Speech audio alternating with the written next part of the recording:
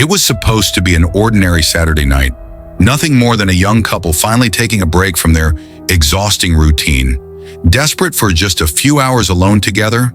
So they did what countless parents do. They searched online for a babysitter. That's how they found her.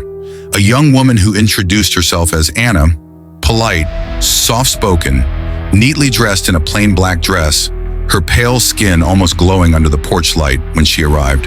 She smiled too much, a smile that seemed rehearsed, frozen, but the parents ignored their unease because their little boy didn't cry when she entered, something he usually did with strangers. In fact, he sat silently staring at her, wide-eyed, as if he recognized her. Relieved that their son wasn't fussy, the couple left for dinner, locking the door behind them. But when they returned just after midnight, the air inside the house felt different, unnaturally cold, heavy, almost suffocating.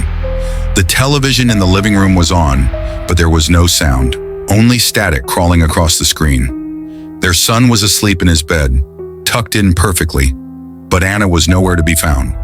The front door was still bolted from the inside, the windows locked, no sign that anyone had left the house. Confused, the parents dialed her number, but the line had been disconnected. Thinking something was wrong, they contacted the babysitting agency the next morning, only to be told that no one named Anna existed in their records. The agency swore they never sent anyone to their home. Shaken, the mother tried to convince herself it was some bizarre misunderstanding until her son woke up and asked in a trembling voice, "Mommy, why did you leave me with that lady?" The mother tried to reassure him, saying she was the babysitter, but the boy shook his head violently. "She wasn't a babysitter," he whispered, his voice breaking. "She never moved. She just stood in my room all night, smiling at me." Her eyes were all black. Terrified, the mother demanded to know more, and the child began to cry, covering his face before adding words that chilled them to the bone. "She told me not to tell you her real name. She said she's coming back when you're gone." The parents didn't sleep that night. They contacted the police, but the investigation turned up nothing. No fingerprints, no footprints, no signs of forced entry, no evidence that anyone other than the family had been inside the house.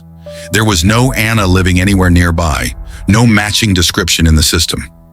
Weeks passed, but the nightmare didn't end.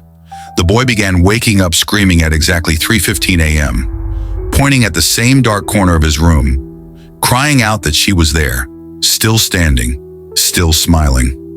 Sometimes the parents would check the baby monitor and swear they saw a flicker of movement, a pale figure frozen in the shadows by the bed. Though when they rushed inside, the room was empty. The father tried to convince himself it was stress. The mother prayed it was just imagination.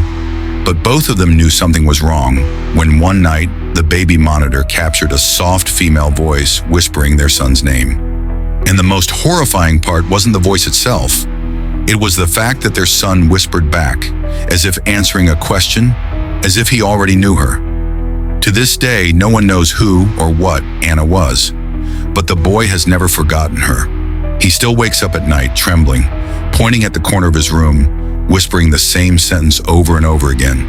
"She's back. She never left."